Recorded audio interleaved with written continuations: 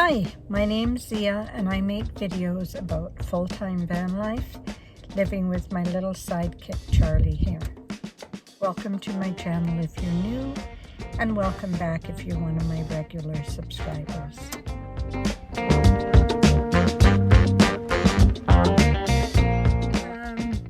This is going to be quite a long video, I think.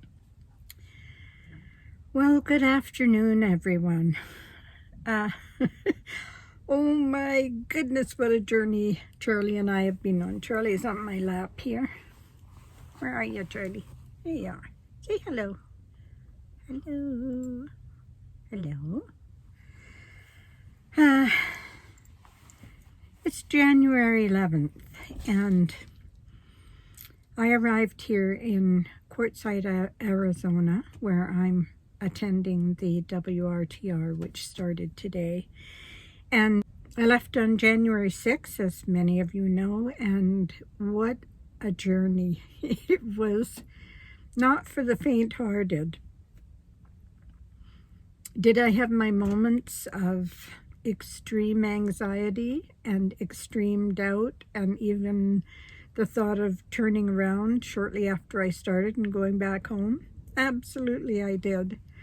But then I kept getting little signs that, no, you know, you got to keep pushing yourself out of your comfort zone if you want your life to have any kind of excitement, any kind of adventure,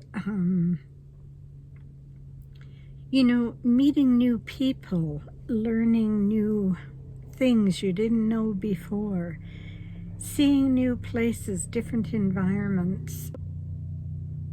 It's so worth it to push past that little bit of fear and discomfort you might have.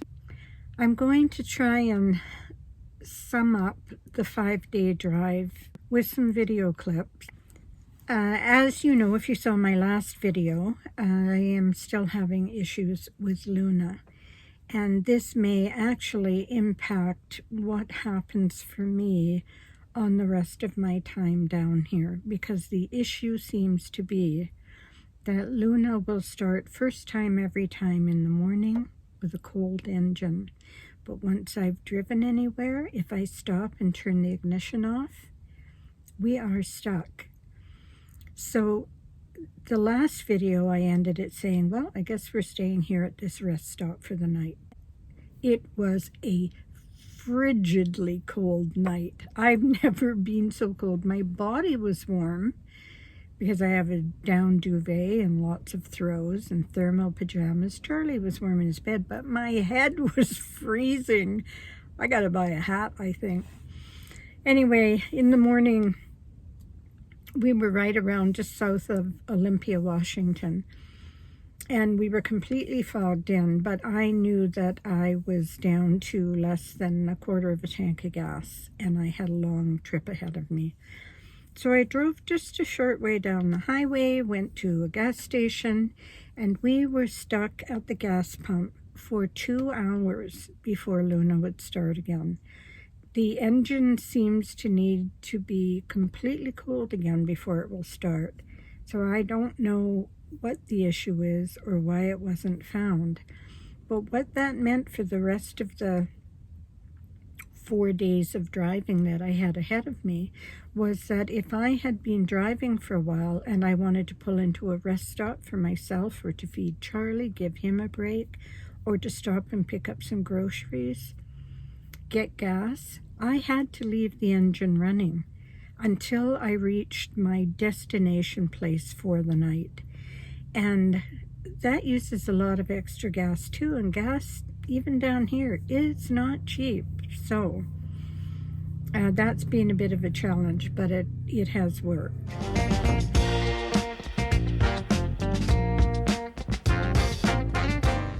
Day 2, by the time I hit the road, we were behind by about 2 hours. I'd been stopped at the border. I had to stop 2 hours before I hit my destination of Portland to stay overnight at a rest stop in Washington. And so I had a very tight time schedule to get to Arizona.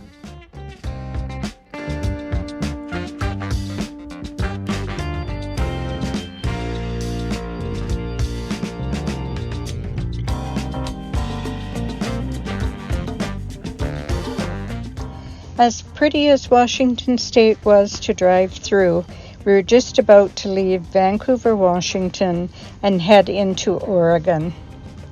We'll be bypassing Portland, but hopefully coming back to it on our way back home again.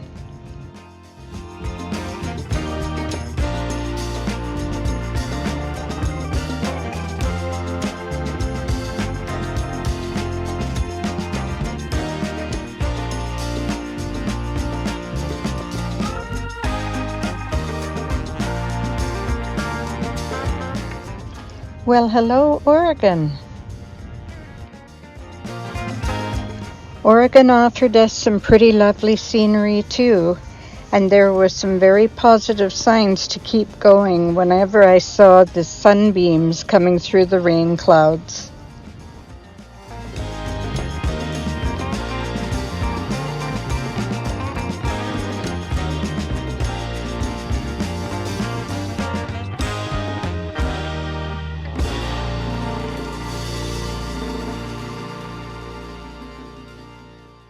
Oh, and another thing that was happening that had to be addressed was I was going to be going through a mountain pass, and there was a winter storm warning for the next day. So I had to get through I think it's Siskiyou Pass, which is over 4,000 feet above sea level. It's part of the Mount Shasta area. I had to get through there before the expected up to 15 inches of snow and high winds hit.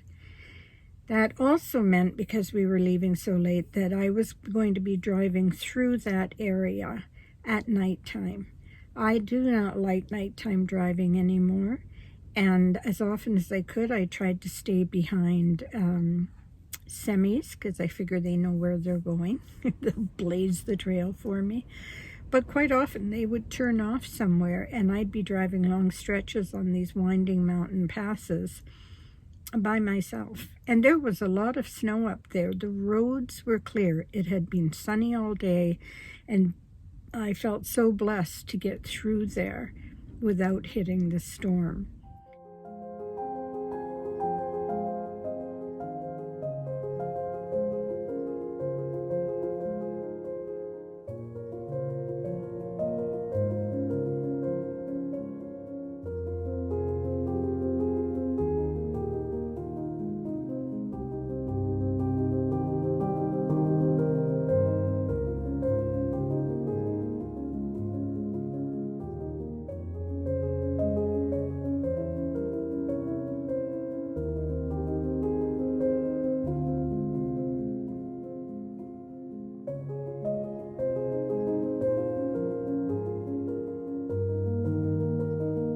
By this point, it was getting misty, the light was fading from the day, and I was about to head into Siskiyou Pass at 4,000 feet above sea level and into the dark, winding mountain pass roads.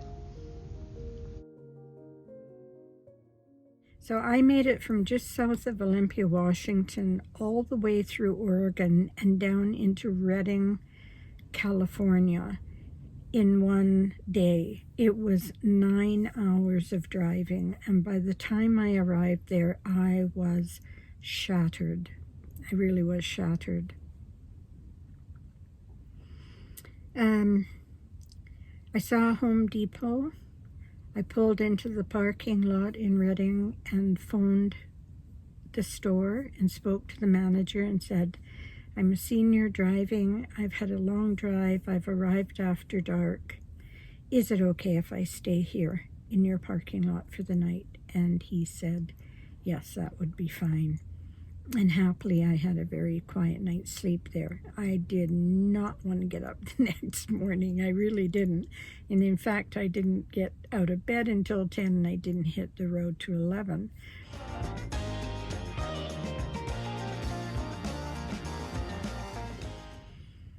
I decided that we would go from Redding to Carmel-by-the-Sea in California.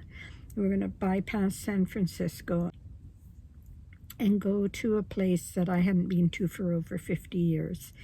And it's still a magical little place. It's not the sleepy little town, the quiet little town that it was in 1973.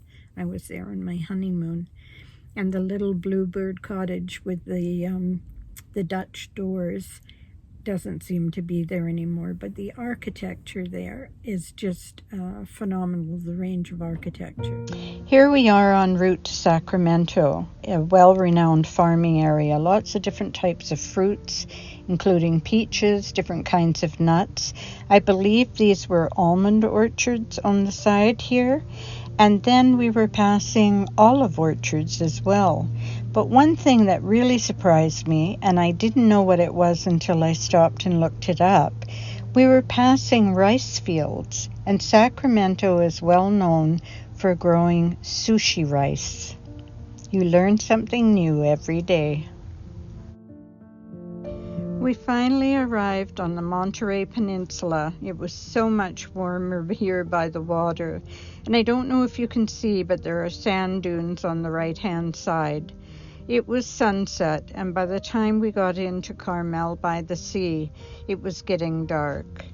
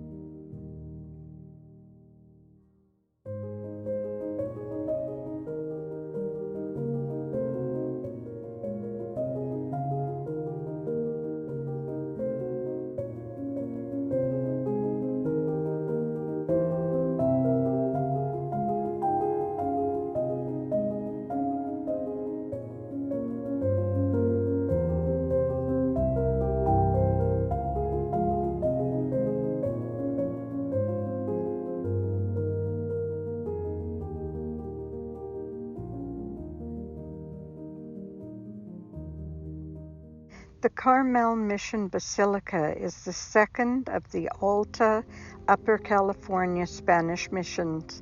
It was originally founded on the shores of Monterey in 1770, and soon after its founding, the mission was moved by Franciscan Father Junipero Serra to its current location in 1771. It is on the National Register of Historic Places and is both a national and state historic landmark.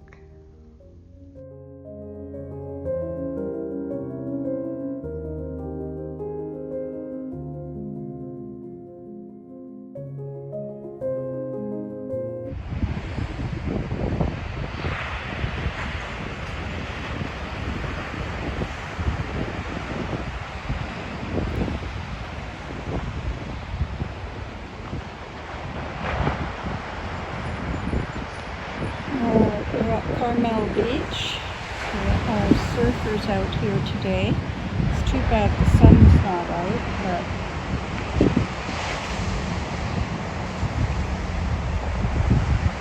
the water is a beautiful color. It's great.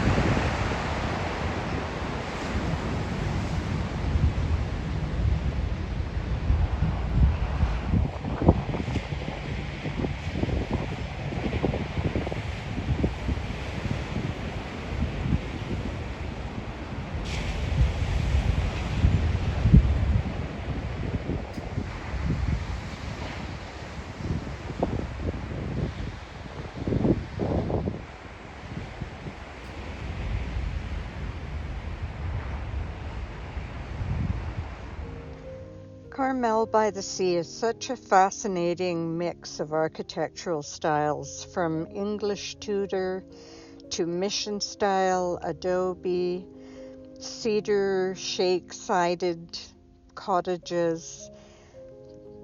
There are English country gardens and gardens with succulents growing in them. It's just a fascinating place if you're interested in architecture, especially in cute, quaint, cozy seaside cottages. This is part of the 17-mile scenic drive, and visiting Carmel is definitely something you should put on your to-see list.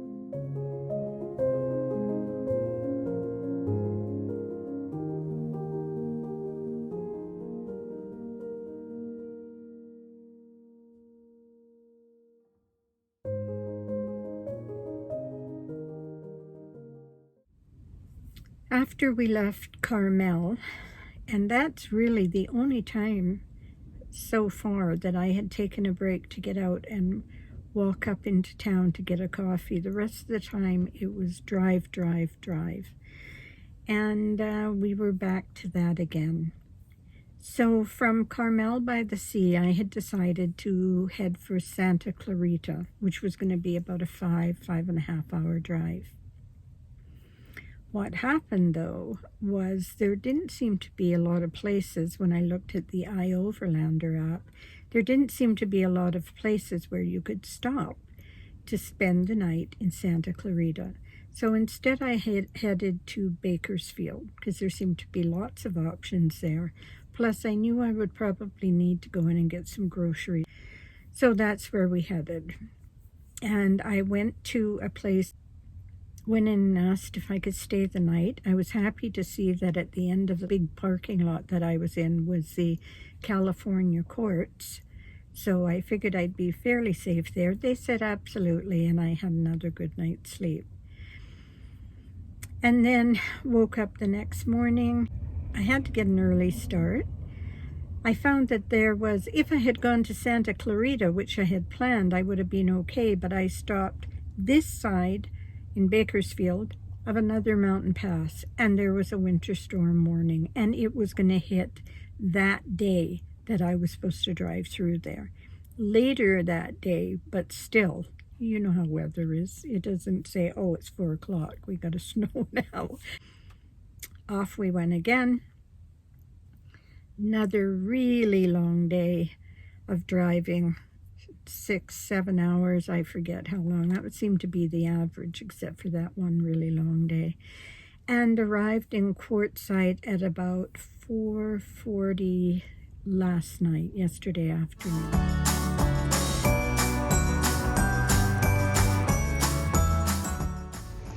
I do remember passing quite a few wineries and places to stop for wine tasting on the way, but unfortunately I didn't have time to stop.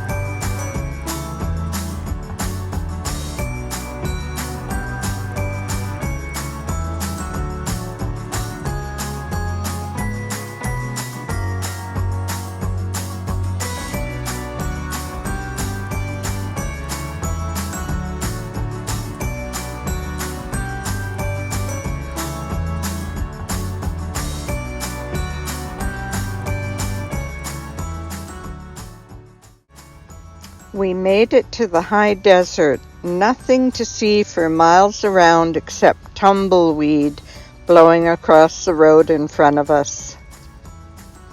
Next stop, Quartzite.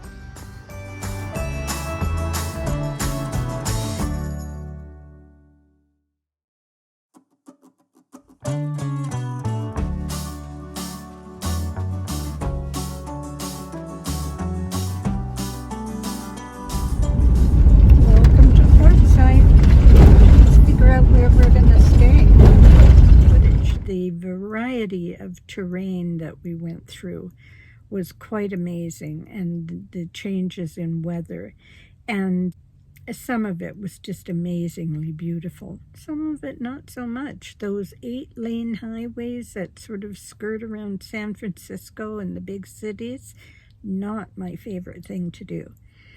Charlie was not happy because we had very long days where he was in his carrier. We would stop for breaks, but he was quite cranky and snarly. So I think he was happy today that the van only drove a short distance, WRTR event, and then back here again. And now we are just staying put. I have a lot of cleaning up to do. 5 days on the road wreaks havoc in a tiny space. Everything is dusty. Everything needs to be organized and put away. And so it's late afternoon, and that's what I'm going to do. Just chill and try and get some organization happening. We are staying in a LTVA area, and what that is a long-term visitors area. So I paid $40 American and can stay for 2 weeks. And there are no amenities in most BLM, Bureau of Land Management camping areas, dry camping, boondocking, whatever you want to call it. But in the LTVA, some of them do have vault toilets. They have trash pickup here. They have a dump station at this one, and they also have water available. So I had arrived late. It was going to be getting dark soon. I didn't know where I could go and stay for nothing, and I thought, okay, $40 to cover me for the whole time I'm here and maybe a few days longer. That was well worth it to me. So that's what we did. I pulled into a spot. I am surrounded by other campers and by hillsides all the way around, and there's not much else here. Some scrubby bushes. I basically just imploded. It was like I knew that I'd made it. I could stop driving, and we had reached our destination.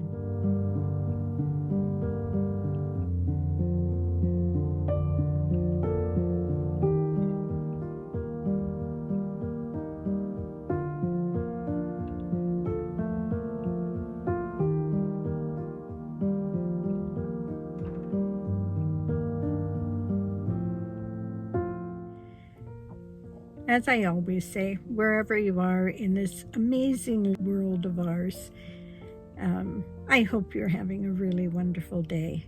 And I'm going to say bye-bye for now.